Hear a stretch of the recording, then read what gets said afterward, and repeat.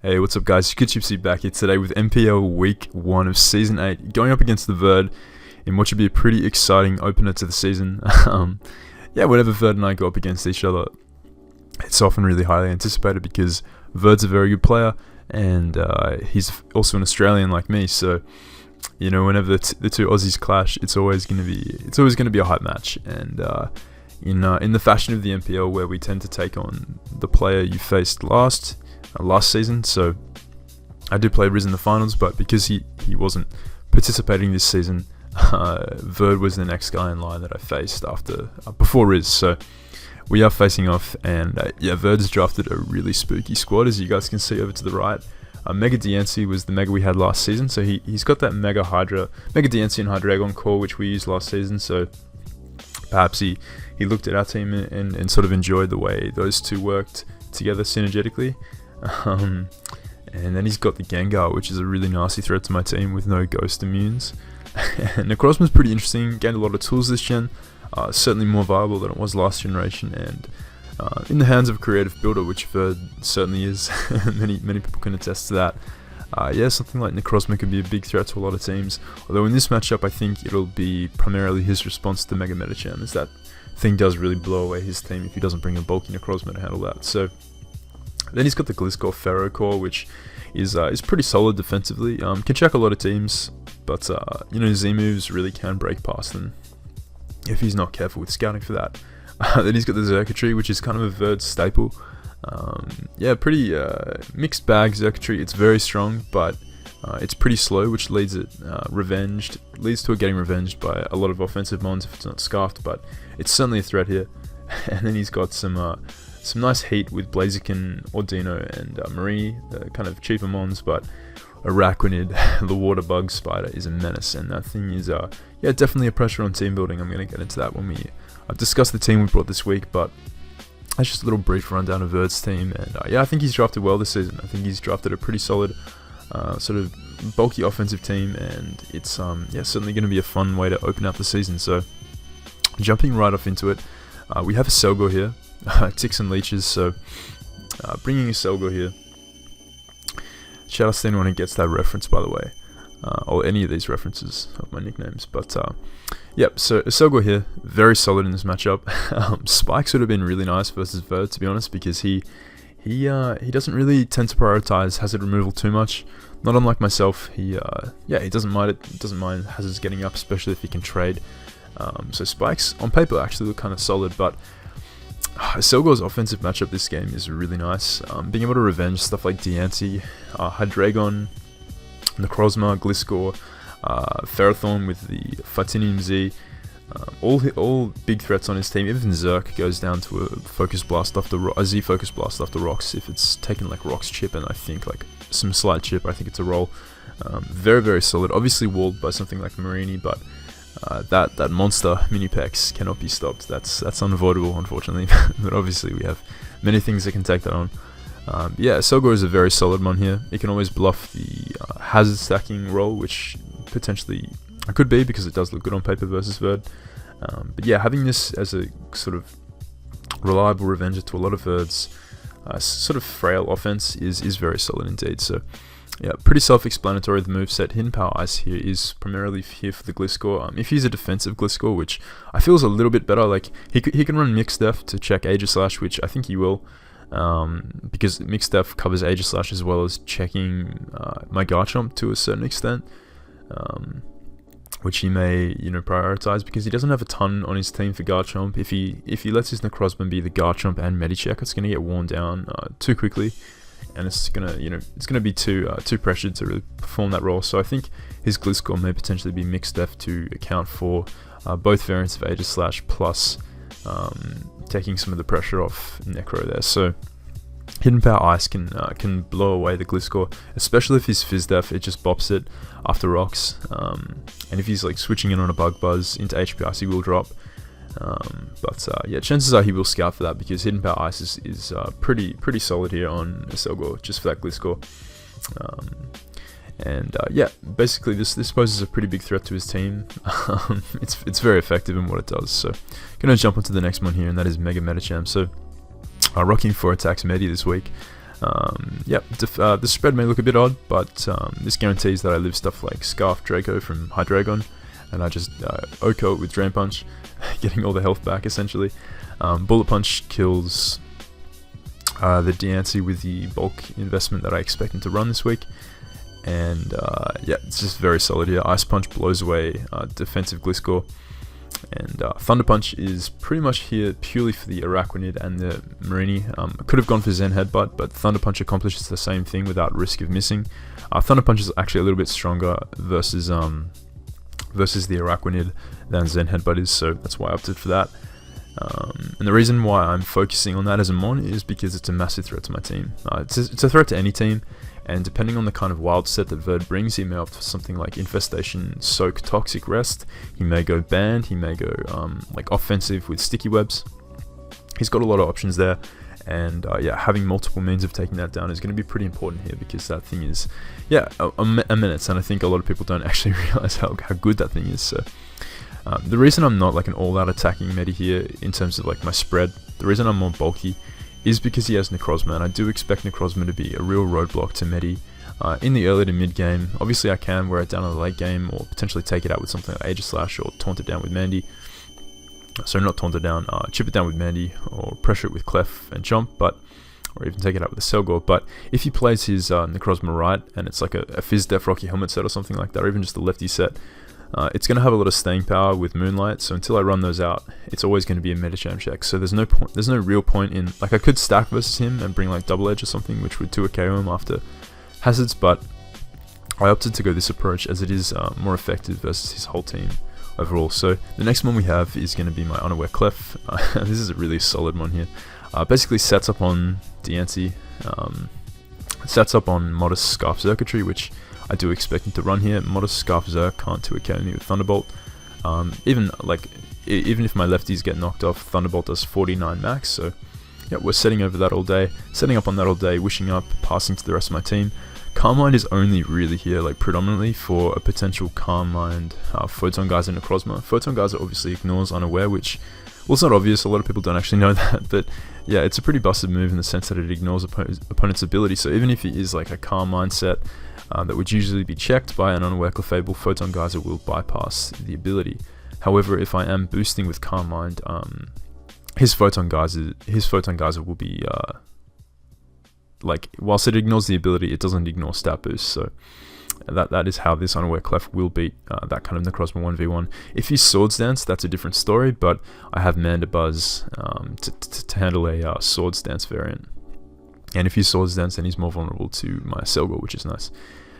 Wish Protect, as I mentioned, pretty obligatory here. Wishing into my Aegislash is really nice too. Wishing into Aegi and Mandibuzz is very solid.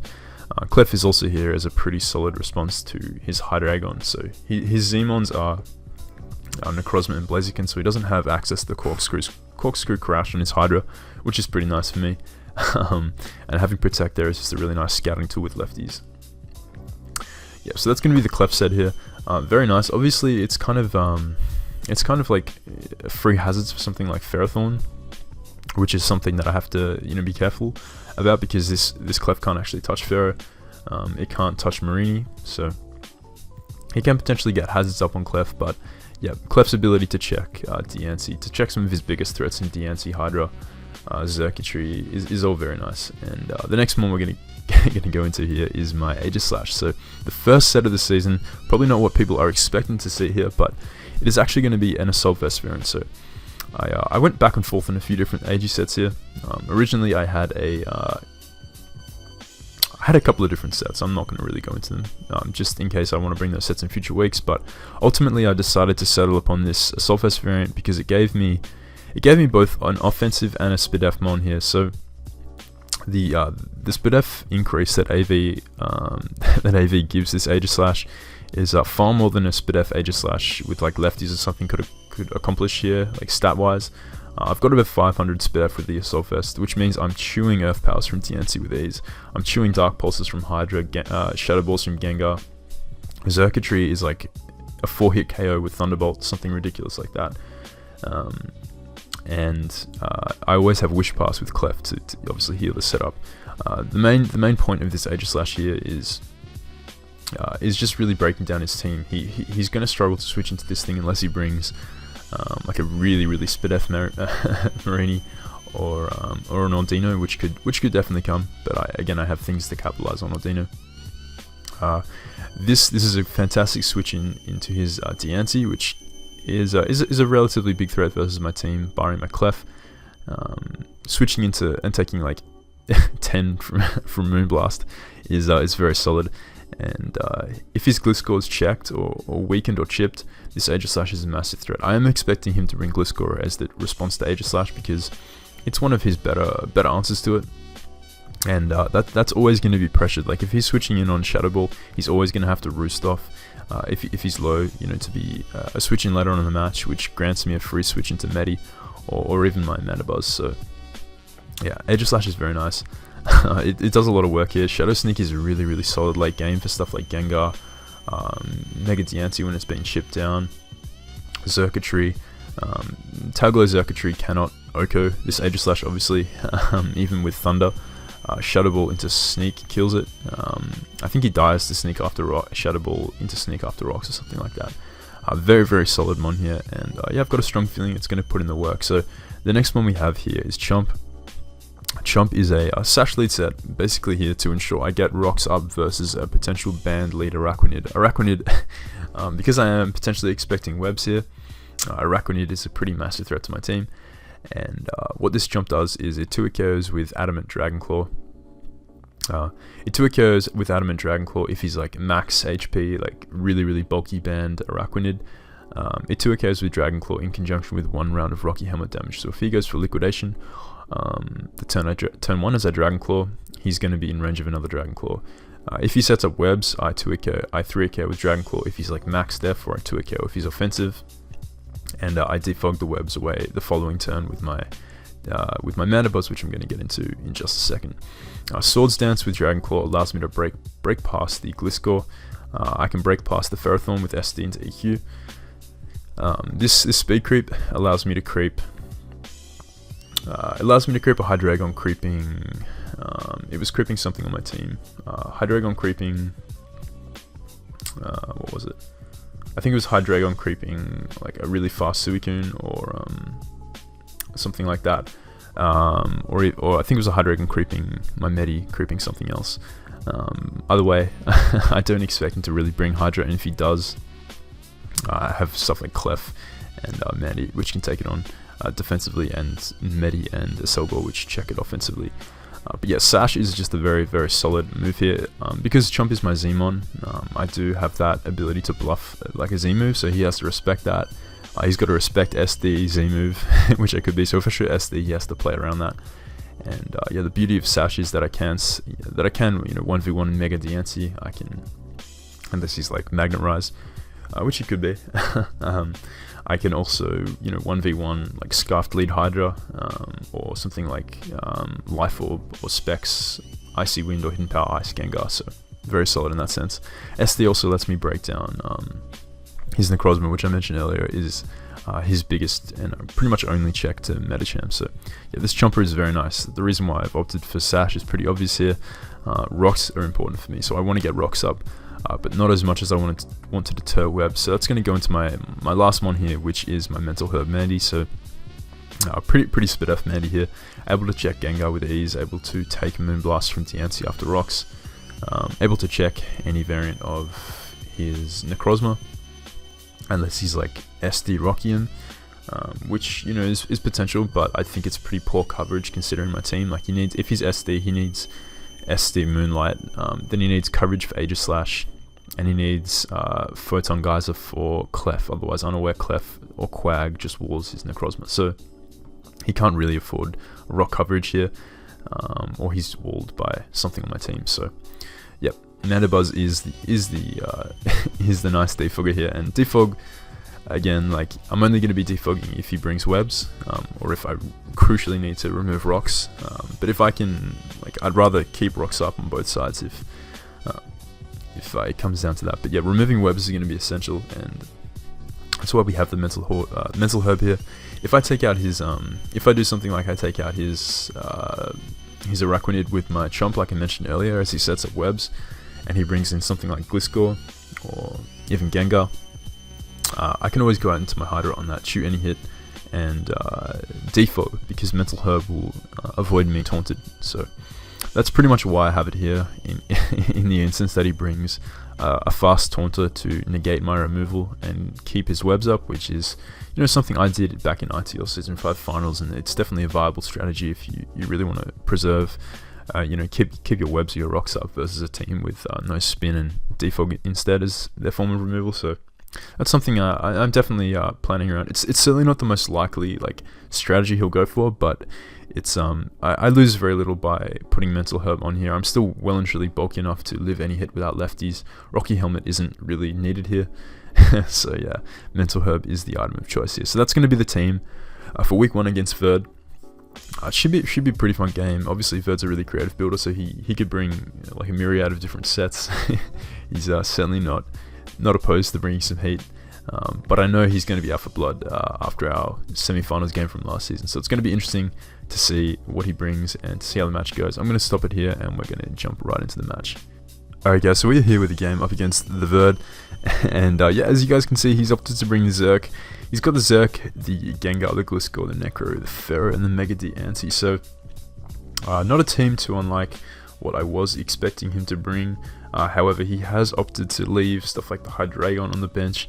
Yeah, he hasn't brought the Araquanid, which is a pretty big, pressure off my defensive core. Certainly, it really means I can play my Chomp a bit differently in the early game. And yeah, he doesn't have a ton for Aegislash, which is what I'm noticing in matchup. He has no Ghost Resist, so Shadow Ball is pretty free, especially if I can weaken down his Pharaoh. And yep, I am assuming his Gliscor is going to be his AG response. Just looking at his team, like it has to be. Pharaoh is not an AG response. It doesn't have reliable recovery, and something about this matchup kind of made me feel like Verd would bring some kind of setup. Pharaoh, he knows I love, well, he knows how effective Vinekun can be versus a lot of teams, and especially versus this one. Like Vinekun's actually pretty solid.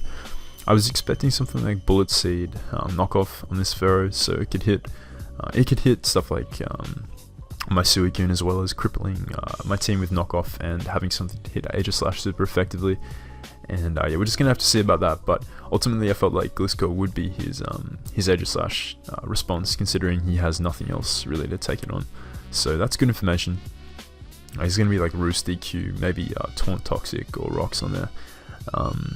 Potentially Scarf Zerk. I think he will be Scarf Zerk because it doesn't really make a ton of sense for it to be Tail Glow versus a team with Clef and stuff like Chomp.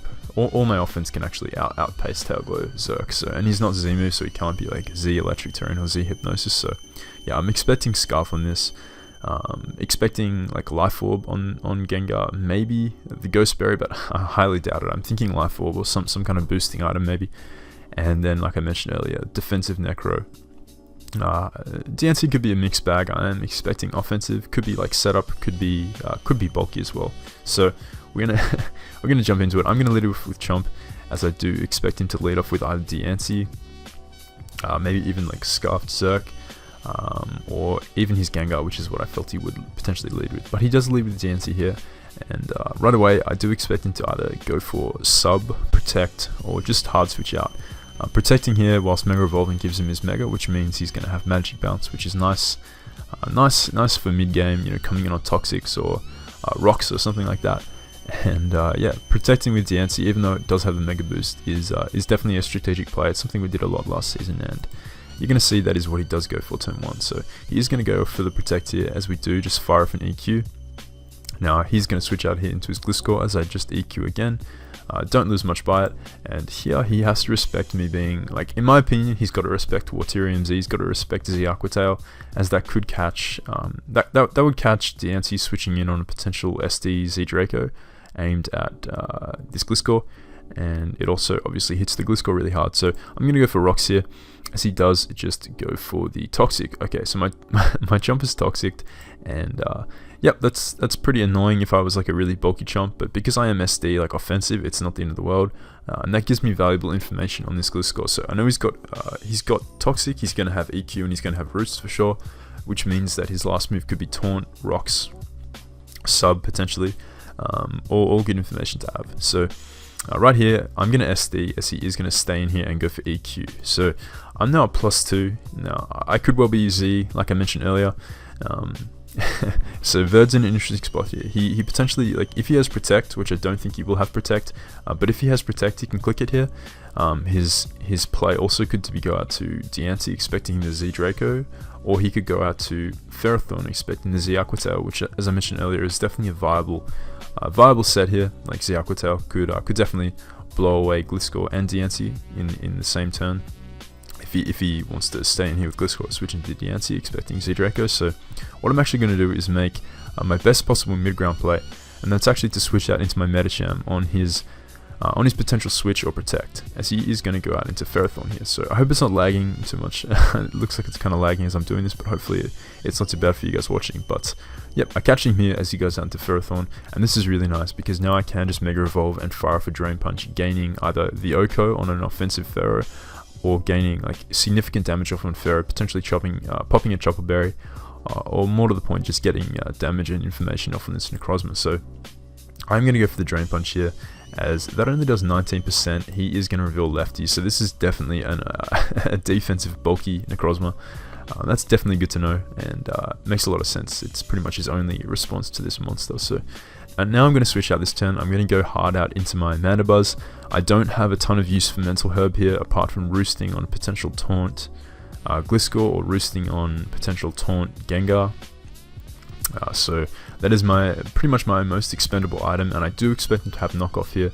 Either Knockoff or something like, or just to click Photon Geyser here, or even Earth Power predicting or Heat Wave predicting my Aegislash. So Mandibuzz is definitely my play of choice, as he is going to go for the knockoff here, knock off my Mental Herb, and that's totally fine. We can now just go for the U-turn here, as he does bring in his Mega Diancie, and I will now be able to bring in my Medicham to scare this thing out with the Bullet Punch. So the reason I didn't go into Aegislash there is because he has Gliscor in the back, which I'm quite certain is like a very Spidef variant at this stage. And what I want to do, like at this stage in the game, I realize my Medicham can win this game. I just need to basically run his Necrozma out of Moonlight PP. So what I'm going to do is he's going to Protect here, and I am going to reveal the Bullet Punch, which was very obvious on my part to have Bullet Punch obviously there, as he is now going to go out to Necrozma.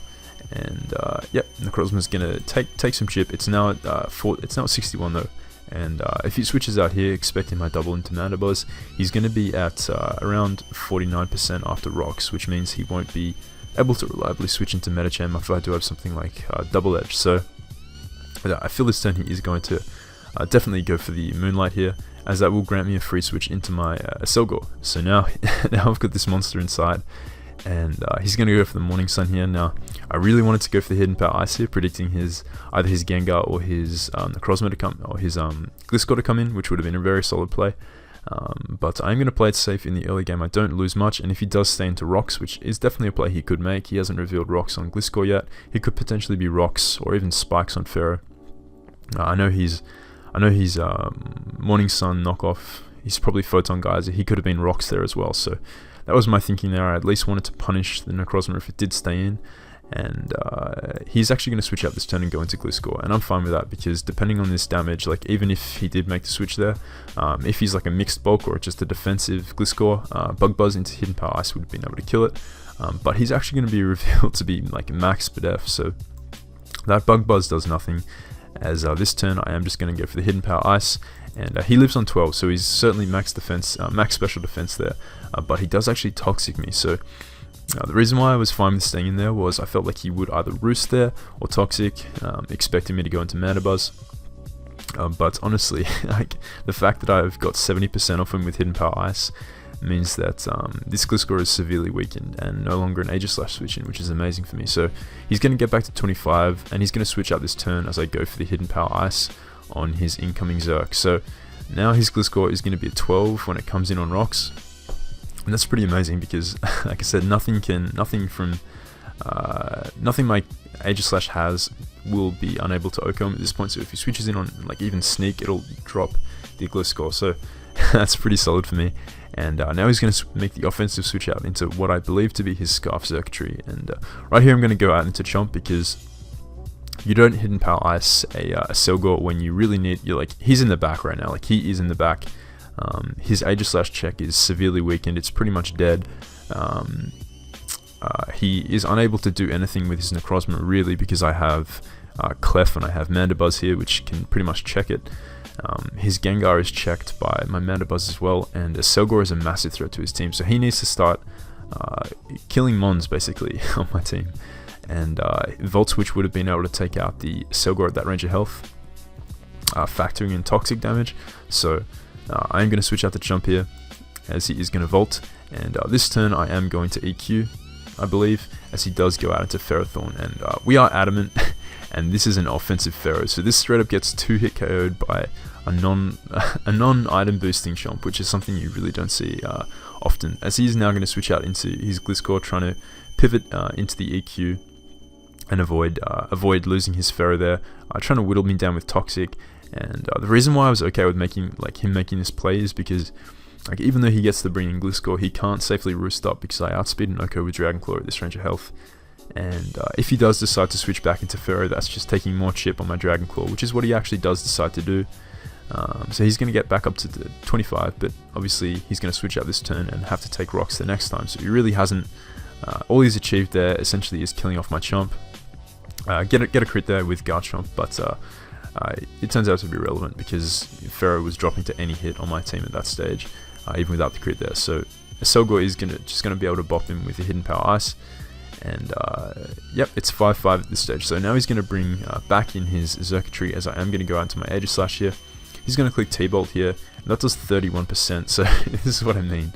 Like, T-Bolt from Modest Zerk is a 4-hit KO on the Aegislash, so yeah, another reason why this kind of set was perfect this week. So he's going to go into his Selgor, he's going to go into his Zerk, fire for T-Bolt, as this turn I am going to click Shadow Ball this turn, as he doesn't have a resist, and anything he wants to switch in will be 2-hit KO'd by the combination of Shadow Sneak after taking a Shadow Ball. So now he's going to switch into his Necrozma, and this is pretty nice because I know that my Mandibuzz is a really solid switch into this thing, and this turn I really wanted to stay in an attack, expecting him to go Gliscor. Like, he has to go Gliscor here, or even Xurkitree. He could go Zerk actually, but Gliscor is a really solid switch here because it covers me going into Mandibuzz. It means he can roost up. But honestly, I have no reason to risk Edgy here. Like, I don't, like, apart from preserving differential, Aegislash is very nice for taking a hit from Zerk late game and killing it with Shadow Ball. It's nice for sneaking the Gengar, which could be very important, and it's nice for blowing this away with Shadow Ball.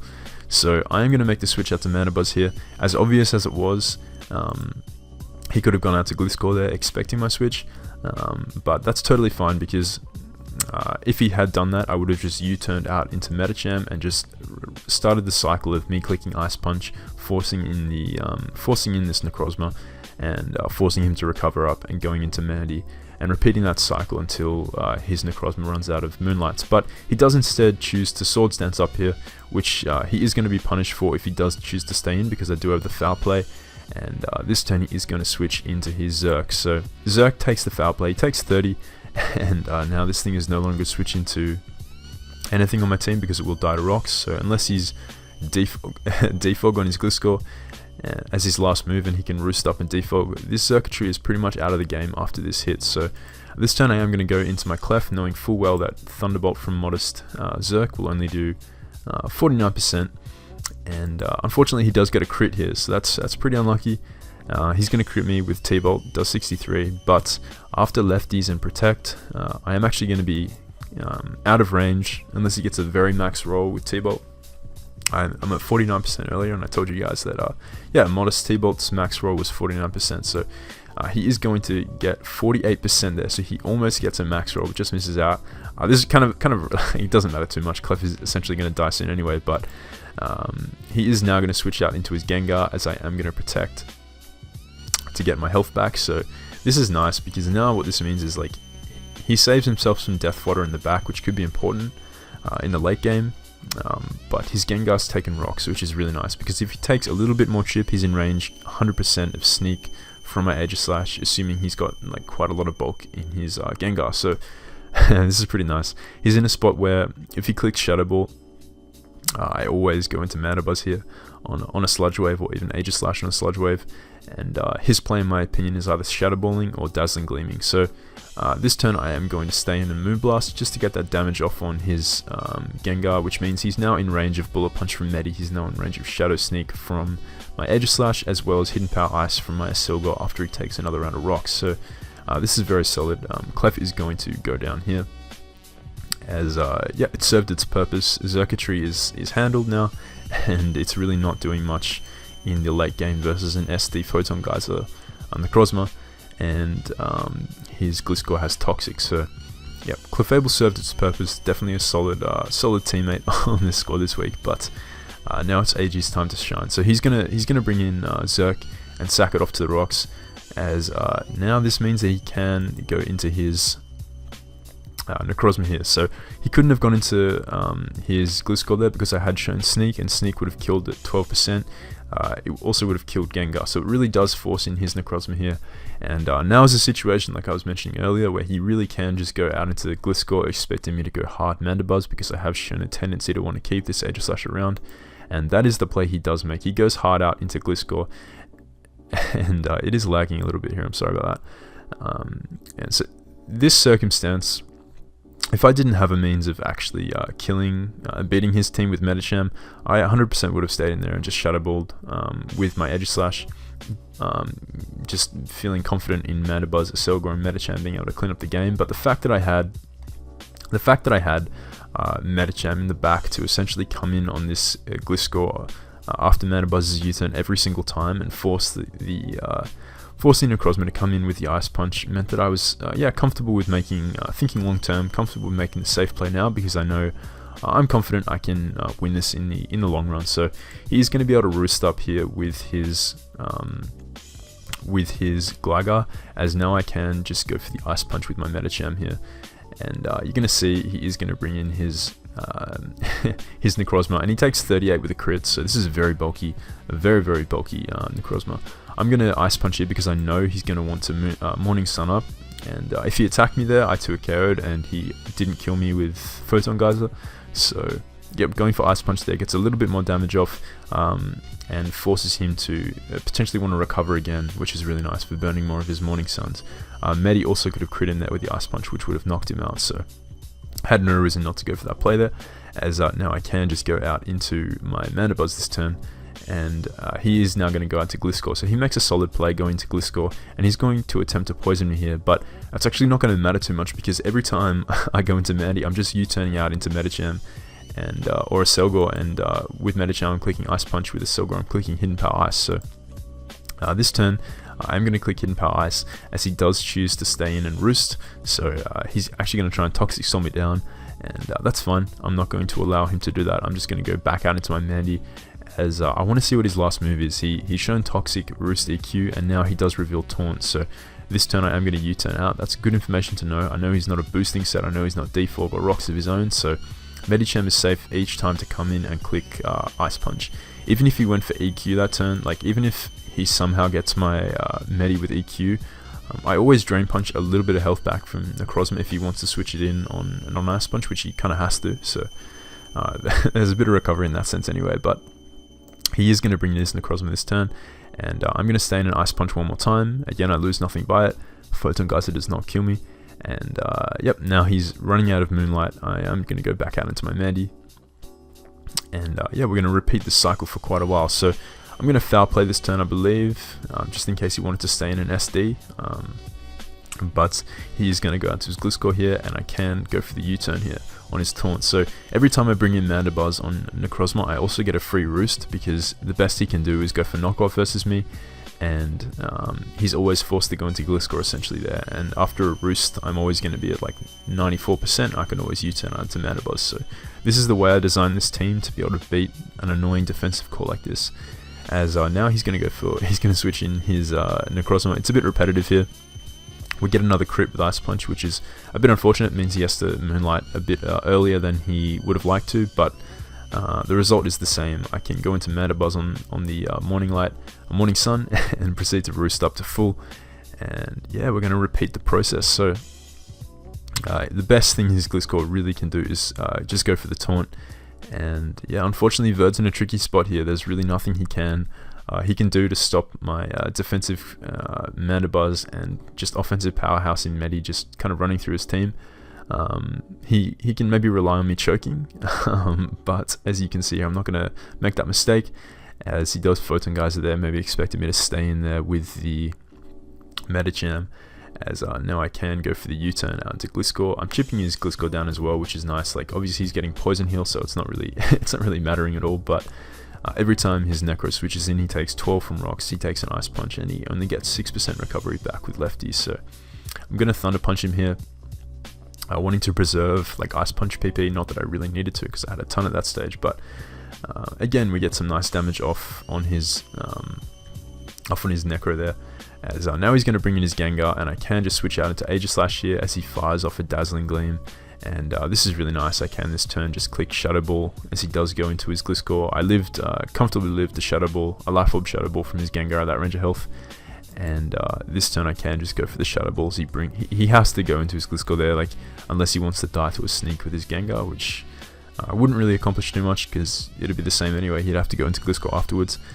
And now this means his Gliscor is going to get the Spit F drop with a Shadow Ball, which isn't going to matter a ton because I am just going to switch back out into my Mandibuzz to U-turn as he goes for the Earthquake there. So, yep, this is, it's like I said, it's a very repetitive endgame. He does go for the Taunt there, maybe expecting me to roost, I guess.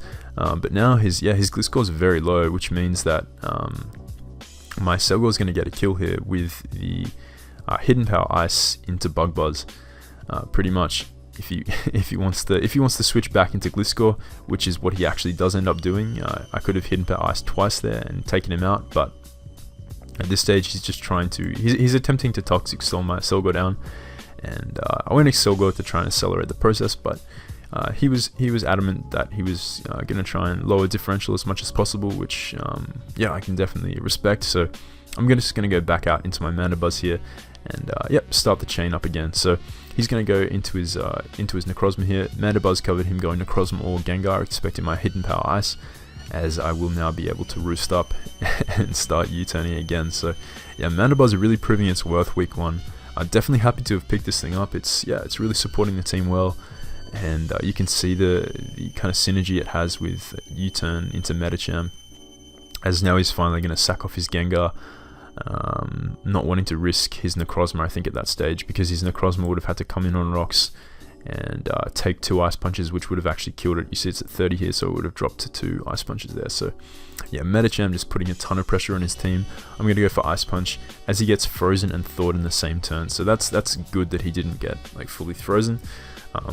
Good in the sense that it would have just been like salt in the wound, but it wouldn't have really mattered because the outcome is going to be the same here, because this Necrozma cannot win. It's just walled by Mandy, and every time he brings in Gliscor, Mandy just U-turns into Medicham, the breaker. So this turn I am going to go for Foul Play, just wanting to get some nice chip off on this Necrozma, and because I am faster, like he could potentially, like if I had gone for U-turn there, he could potentially have knocked off my incoming Aegislash. So going for Foul Play is my best play, and he is going to Morning Light up this turn, I believe, as he's running really low at this stage in the match. So yeah, Mandibuzz is doing well. I am just going to U-turn out this turn. I'm going to go hard out into my Medicham as he does go for the knockoff, and we take very little from that, only 22. This is a very bulky Medi, as you guys saw in the team builder. And yeah, back out into Mandy to reset the Toxic clock, because I didn't want to get too low on my Toxics. The residual damage I was taking was building up a bit too much. So this turn I am going to just Foul Play here, followed by a U-turn, as his Gliscor, yeah, really can only roost up or taunt. He's actually going to make the double into his Necrozma, which grants me a free Aegislash here, and this turn he is going to knock off, as I am just going to take him out with a combination of Shadow Ball into Shadow Sneak. But actually we get a crit there with Shadow Ball, so I didn't need to follow it up with Sneak, which is yep, pretty relevant in the sense that like Sneak into Shadow Ball into Sneak would have killed, but I guess he could have preserved like a very weakened Necrozma and gone out into Gliscor on the Sneak. I suppose I think it just accelerated up the end game, but either way, he's now going to go into Gliscor and roost up, as I am just going to get the slow U-turn off on Mandy into my Medicham, and yeah, close this game up with the Ice Punch. So yeah, very good game to Verd. Definitely had a fun one playing this. It's great to see the team come through like it did, and yeah, that's just an exciting week 1. Yeah, pretty happy with Medi. I really think Medi was the star of the show. Obviously, Agi, put in the work, soaking up hits like it's nothing. But yeah, the pressure that Medi applied in conjunction with Yuta and Mandy, I think Mandy was probably the star of the show, to be honest. Like Mandy plus Medi, definitely a fun core. And yeah, they put in a ton of work here. Yep, props to my opponent Verd. Definitely a fantastic player. I definitely recommend you guys go and check him out if you're not already subbed to him. He makes some great draft league content, and he's a fellow Aussie, so go and check him out. Go and watch his perspective of the match and his draft analysis and everything. So yep, you'll enjoy. You won't be disappointed. So that's going to be my week 1 game. Hope you guys did enjoy. If you did, let me know in the comments below and drop a like. Always keen to hear your feedback. And yeah, we're moving on to week 2 next week. We are facing off against Ace of Base, my friend Noah, so that's going to be a fun one. Should be a pretty hype game. He's got a pretty spooky team with Mega Glade, Thundy Eye, so yeah, that's going to be a fun one. But it's going to be it for today. Hope you guys did enjoy, and I'll catch you guys next time.